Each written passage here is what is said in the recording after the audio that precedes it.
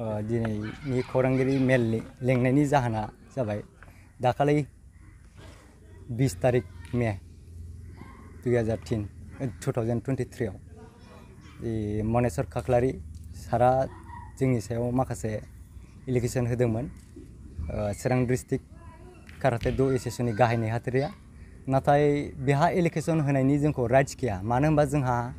मोनसे स्कुल बे जोंहा स्कुल एस'सिएशन एक्सट्रा दं मानो होनबा जोंना चिरां डिस्ट्रिक्ट सेशनकाई चितरिय काराटे ड' एस'सिएशन मोनसे दं बेयावसो बेल एग्जाम जायैनि खोथाया बेजोंसो सोलियो मानो होनबा सेशनकाई चितरिय काराटे ड' एकाडेमियाव एस'सिएशननि माखासे एकाडेमि दं बे एकाडेमिया ओरै जायो जाय सेशनकाई चितरिय काराटे ड' एस'सिएशननि आन्डाराव एकाडेमि खुलिदों बेनोसो जोङो बेल एग्जाम होनायखौ जों होयो आरो बेयाव गुबुननो जों होनो हाया आरो तथापि जोङो मिलिजुलि थानाय हिसाबै खननै बेल एग्जाम लादों मनेस्वर साराबो आंनिफ्रायनो सार्टिफिकेटखौ बिनानै लांदों नाथाय एबारनिफ्राय आं सार्टिफिकेटखौ हरनाय जानाय नंला आरो मानो होनबा जोंना सेशनकाई चितरिय काराटे ड' एस'सिएशना एक्सट्रा चिरां डिस्ट्रिक्ट काराटे ड' एस'सिएशना एक्सट्रा मानो होनबा जोंनिया जादों स्कुल बिसना जादों स्पर्ट्सनि मोनसे जांख्ला बिसोरो स्पर्ट्ससो जोंनिया जादों एकाडेमिजों स्कुल माबाजों स्पर्ट्सजों मिलाया मानो होनबा स्पर्ट्सै माबोरै गथ'फोरखौ अबे बोरै स्टेटआव लांनांगौ बोरै नेसनेलाव थिखो हरगोन बेसो स्पर्ट्सनि माबाया नाथाय जोंनिया जाबाय जों गथ'फोरखौ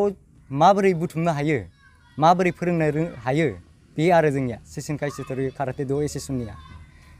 ओरैनो मानि थाखाय नोंथांखौ बिदि कमप्लेन होदों बा एलिगेसन लाबोदों एलिगेसन लाबोनाया मनेस्वर सारा ओरै होदों आरो सानै गथ'खौ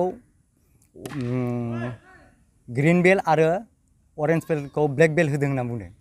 नाथाय बेयाव माखासे जाहोन दं जों ग्रीन बेल्ट आरो येलो बेल्टखौ अरेन्ज बेल्टखौ ब्लेक बेल्ट होदों होननायाबो बे जानो हाया मानोना बियो बोरै नुखो मोनसे एस'सिएशननि माबाखौ गाइडलाइनखौ बोरै मिथिगोन बिलाय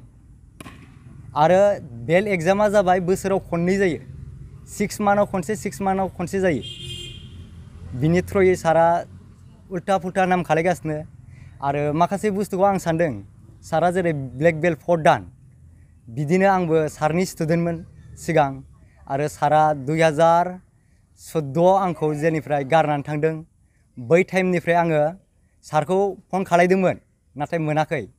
नाथाय अल आसाम सेशनकाई चितरिय काराटे ड' एस'सिएशननिफ्रायबो सारनाव फन फैदोंमोन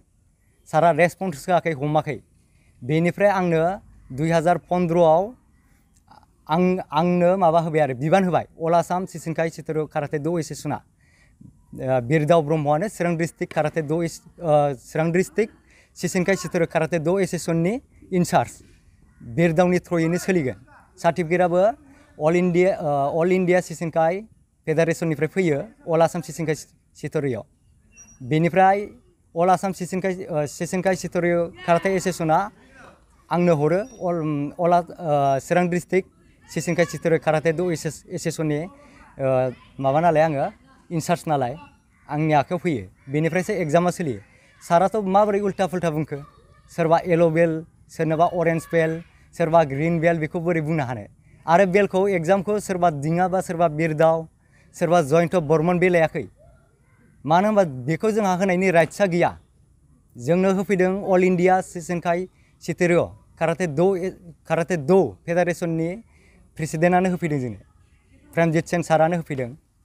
बेनिफ्राय आरो एग्जामबो लादों सारा गुवाहाटीयाव एग्जाम लादों माबायाव लादों बियो कटन इउनिभारसिटियाव लादों टीआव इन्डोर स्टेडियामाव बेनिफ्राय साननै ट्रेनिं एग्जाम लाखांनायनि उनावसो सारा सोर पास सोर फेल बिनो सार्टिफिकेटखौ होलांदों नोंथाङा बुंथिनाय बायदिब्ला बियो गावहानो मोनसे फोरमान बिलाइ होनायनि गावहा गोहो गैया नामा साराथ' एस'सिएशननि दा बिहा जेबो माबा गैया स्टाइल गैया बिहा स्टाइल गैया हिसाबै बियो दा बेल एग्जाम लानायनि सोरनिफ्राय सार्टिफिकेट होगोन बेखौ आं बुंनो हाया आरो बे होनोबो हानाय नङा नोंथांमोनखौ मेगन सादों सानो नामा नोंसोर आंथ' बेखौनो सानो मानो होनबा आङो 2014 निफ्राय हारसिंनो सोलियै दा एसे चिराङाव डेभेलपबो जाबाय क्लाबाबो एरबाय आरो गथ'फ्राबो आङो अफिसियेल गेमबो गेलेहोदों सिगां उक्का होननाय मोनसे दंमोन बेयाव गेलेहोबाय थादों बिनिफ्राय नै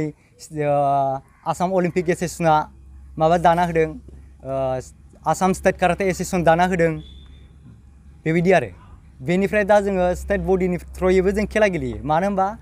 जोंहा जोंनिया मेन चिरां डिस्ट्रिक्ट सिसेंगा सिथोरो काराटे द' एस'सिएशना मोनसे स्कुलसो नाथाय स्पर्ट्सआ जाहैबाय चिरां डिस्ट्रिक्ट काराटे द' एस'सिएशना स्पर्ट्स मोनसे आरो बेनि थ्रयै मोनसे दंबावो जोंहा जे स्टेटआव फाथायहरनो थाखाय चिरां जिल्ला स्पर्ट्स एस'सिएशनासो फाथायहरो स्टेटआव बिनि थ्रयैसो थाङो दा आङो चिरां जिल्ला स्पर्ट्स एस'सिएशननि काराटेनि सेक्सन सेक्रेटारि आरो लोगोसे आंजों आं सेक्सन सेक्रेटारि एसिस्टेन्ट सेक्रेटारियाव दङ जोंहा दिङा बसुमतारी मा खावलायहरनो सानो मा बुंनो सानो बिथांखौ सारखौ बुंनो सानो बेनिफ्राय जों सारखौ मोनसेल' बुङो जोङो सारा निस्सय गावबागाव एक्सट्रा स्टाइल लानानै गथ'फोरखौ माबायदि फोरोंनांगौ माबायदि बेल एग्जाम होनांगौ सोरनो होनाङा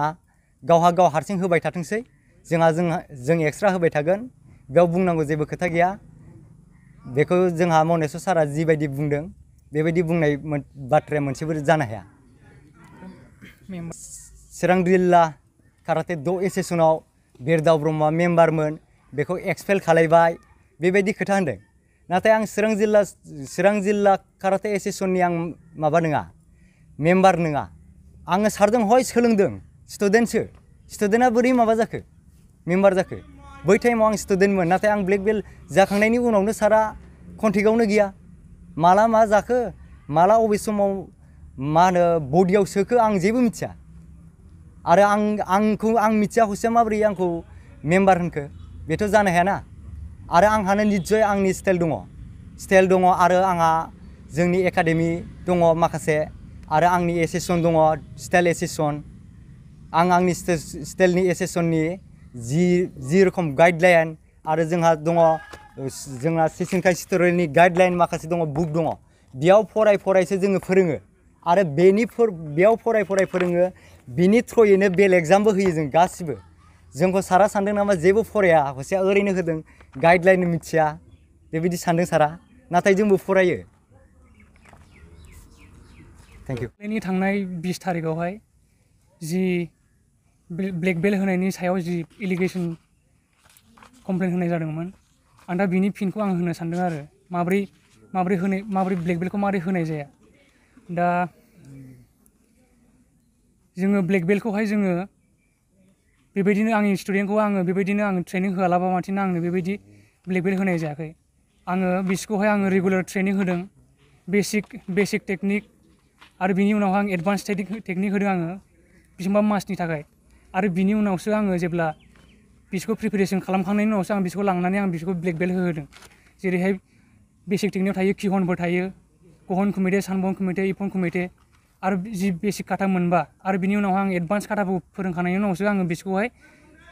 फुरा फुल प्रिपेरेसन खालामनानैसो आं बिसोरखौ एग्जाम होनो लांदों आरो एग्जामावबो बिदि डाइरेक्ट सार्टिफिकेट बिदि होनाय जायाखै बिसोरो बेबायदि रेगुलार ट्रेनिंनि लोगोसे आरो बिसोरो बे नेशनेल फेडारेशननि सिशिंखाइ फेडारेशननि जि मास्टार देरसिन बे एग्जामिना जाफैदों बियो नायदों माबोरै खालामदों पारफरमेन्स दंना गैया बेखौ नायनायनि उनावसो ब्लेक बेल्टनि बान्थाखौ बिसोरनो होनाय जादों सार्टिफिकेटखौ डिस्ट्रिबिउट खालामनानै होनाय जादों आरो सोर एलिगेसन